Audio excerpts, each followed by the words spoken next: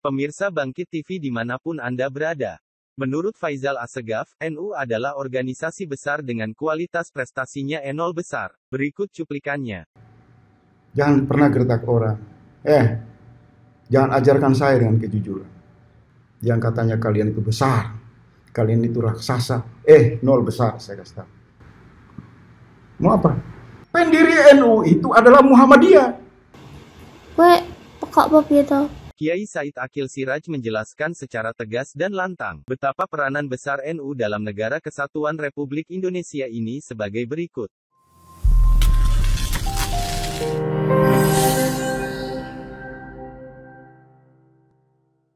NU telah berjalan dengan baik, selalu berperan, selalu andil kontribusi yang sangat besar dalam mengawal keutuhan Persatuan Republik Indonesia, menjaga kekuatan eksistensi budaya, kepribadian, jati diri Islam Nusantara, Islam Ahli Sunnah wal Jamaah yang ramah, santun, anti radikalisme, anti terorisme, apalagi anti ekstremisme. Dengan segala suka duka, kita berusaha menjalankan amanat yang sangat luhur ini sesuai dengan firman Allah, Inna aradnal amanata 'alas samawati wal ardi wal jibal fa abaina an yahmilnaha wa ashfaqna minha wa hamalaha al-insan innahu kana zaluman jahula. Ayat berapa, surat apa, cari sendiri. Kayak enakan banget ditunjukkan. Kami mempercayakan amanat pada manusia. Ketika langit, bumi, dan gunung menolak karena ngeri, minder, ketakutan, tidak mampu menjalankan amanat tersebut, manusia menerima tawaran amanat itu. Amanat apakah itu? Amanah kalimatul haq. Berani mengatakan na'am, oke, iya terhadap kebenaran. Berani mengatakan la, tidak, no, reject terhadap kebatilan atau pelanggaran. Walaupun orang lain diam atau orang lain ketakutan, kita tidak boleh takut dalam mengembang amanat ini. Kita tidak akan masuk dalam zaluman jahula, insya Allah. Berani mengatakan iya terhadap kebenaran, apapun risikonya. Berani menolak kebatilan, apapun risikonya. Hadratus Syekh Haji Hasyim Asy'ari telah memberi contoh ketika diperintah hormat ke arah timur, beliau menolak. Oleh Jepang, oleh Jepang diperintah sujud ke arah timur, beliau menolak.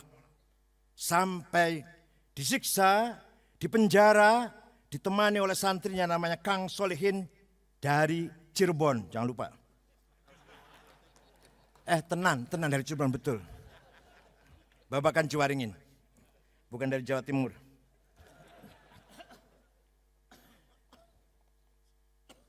Satu bulan di penjara Mojokerto. Keluar dari penjara, Kiai Hasyim Asy'ari tangan kanannya tidak bisa bergerak. Kiai Mahfud Siddiq mukanya hancur. Kiai Jalil Mustafa dari Tasikmalaya dipenggal lehernya di Ancol oleh Jepang karena menolak menyerahkan hasil panen. Kiai Hamid Rusdi dari Malang dimutilasi, diberondong oleh Jepang. Sampai sekarang menjadi nama salah satu jalan di Malang. Kiai Ilyas Lumajang, berpangkat Kapten Ilyas Lumajang, juga diberondong oleh Jepang karena menolak perintah Jepang. Itulah pengorbanan para ulama, Nahdlatul Ulama, dalam mempertahankan kemerdekaan Indonesia. Gitu banyak yang menghina yang nggak apa-apa. Kualat nanti. Jarne rawis. Biarkan aja. Tiba-tiba ada orang nggak ikut berjuang, nggak berkeringat, tiba-tiba muncul khilafah. Ki piye karepe iki? Nggak ikut berjuang, nggak ikut keringat, nggak ikut khilafah.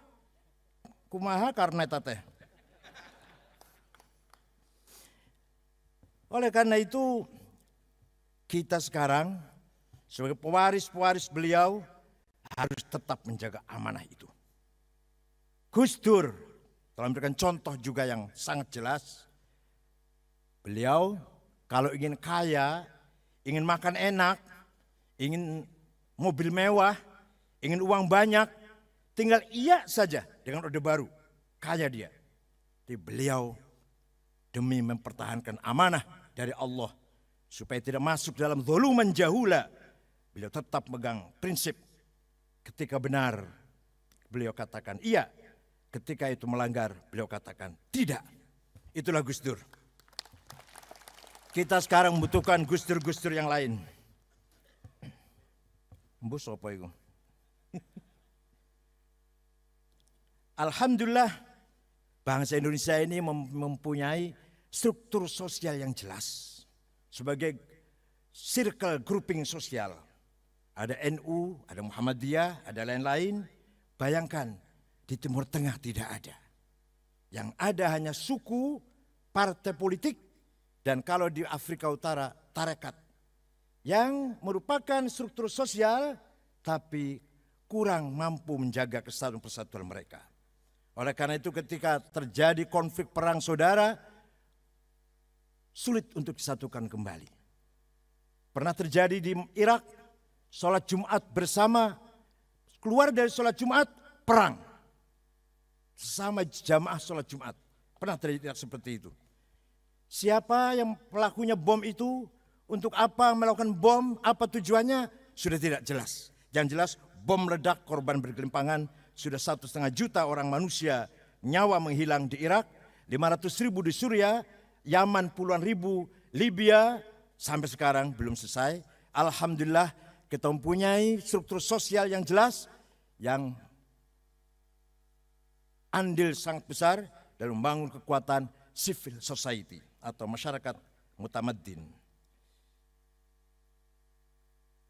Oleh karena itu dalam menyongsong pemilu yang akan datang, baik itu pilpres maupun pileg, mari NU mensukseskan pemilu itu dengan damai, aman, nyaman, santai, bila perlu habis nyoblos dangdutan.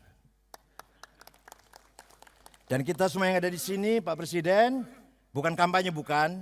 Semuanya mendoakan. Mendoakan boleh kan? Mudah-mudahan Bapak Insinyur Haji Jokowi diberi kekuatan lahir batin oleh Allah. Diberi petunjuk oleh Allah. Sehingga mendapatkan izzah wan najah, kemenangan dan kesuksesan. Mendoakan. Bukan kampanye. Menyongsong 100 tahun NU ini harus mampu menghadapi tantangan. Terutama nanti ketua umum yang akan datang, yang akan menggantikan saya pada Muktamar tahun 2020 harus lebih dari periode yang sekarang. Dunia menghadapi revolusi industri 1 atau 1.0, yaitu mekanisasi dengan tenaga air, tenaga uap selama 125 tahun, 5 generasi. Kemudian memasuki revolusi industri yang kedua, 2.0, produksi massal, assembling, listrik, dan lain-lain selama 75 tahun, 3 generasi. Yang ketiga, revolusi industri 3.0, komputer, otomatisasi selama 75 tahun, 3 generasi. Memasuki era sekarang, revolusi industri 4.0, cyber physical system, digitalisasi, full informasi, teknologi IT dengan cepat dan luasa, robotik, kualitas lebih tinggi, lebih cepat, online sistem ekonomi, misal Gojek, Grab, dan NU tidak ketinggalan ada NU Cash. Dikira ketinggalan apa?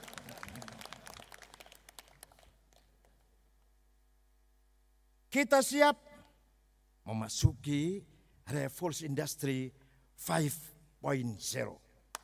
Apa itu?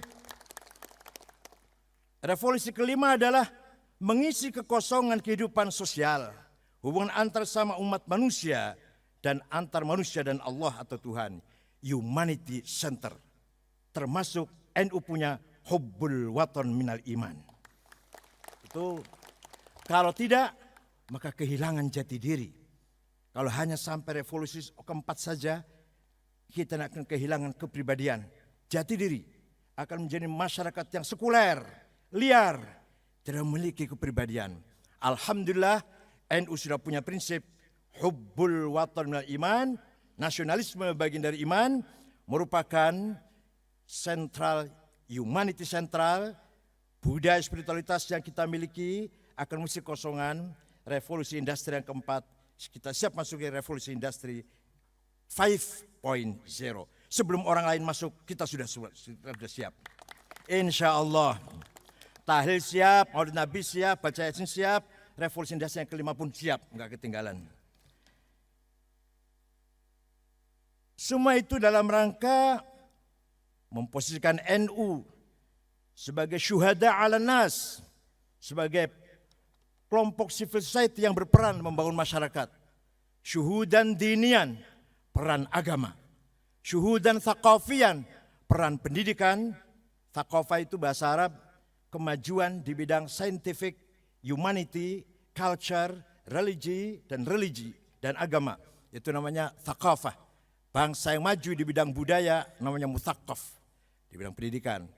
Maju di bidang welfare, ekonomi, namanya hadarah. Mantan Perdana Menteri Malaysia Abdullah Badawi mempunyai buku, nulis buku Islam Hadari, Islam yang sejahtera. Kemajuan welfare, ekonomi, hadarah. Dua-duanya maju, namanya Madinah, Mutamaddin, Madaniyah. Alah ngaji gitu. Paham bukan ya? Paham bukan? Oleh karena itu NU harus percaya diri.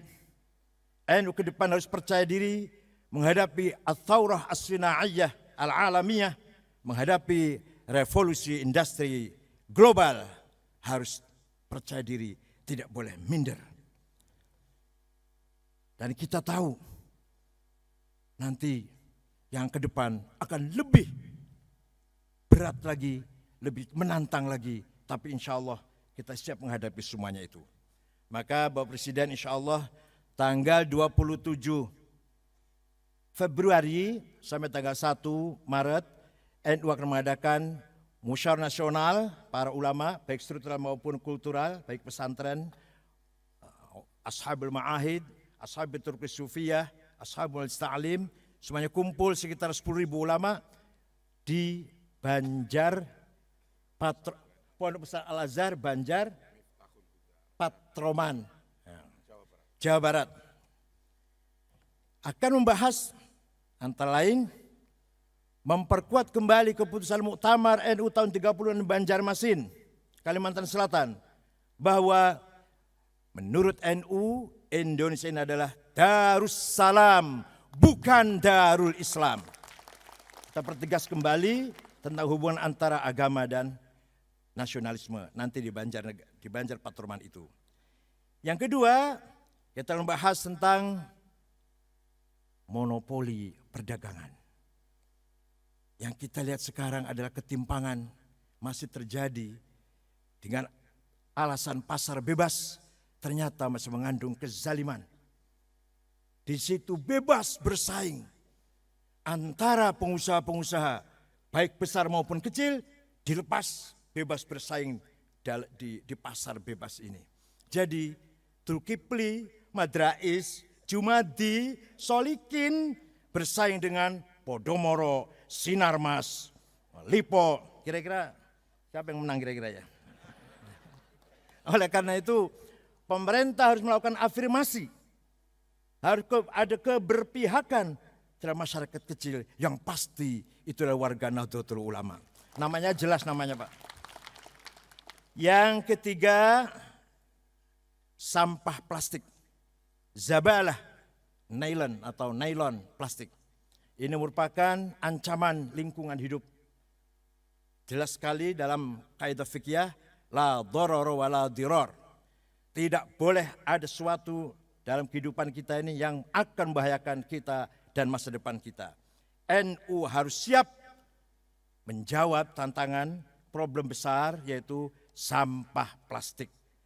Seandainya sampah plastik itu kita hukumi sampai termasuk wayas'auna fil ardi fasada, termasuk dhaharul fasadu fil barri wal bahr, maka hukumannya berat. Ayyuqtalu au yusallabu au tuqata aydihim wal min khilaf au yunfa min ard. Maka pelaku yang membuang plastik seenaknya itu hukumannya berat kalau termasuk yas'auna fil ardi fasada. Ini bagian kiai, Pak, sebenarnya bukan bagian saya sebenarnya. Yang terakhir nanti akan kita perkuat kembali secara sistemik, secara ilmiah definisi Islam Nusantara supaya kita mampu menjawab orang-orang yang tidak paham, belum paham, pura-pura tidak paham, tidak mau paham.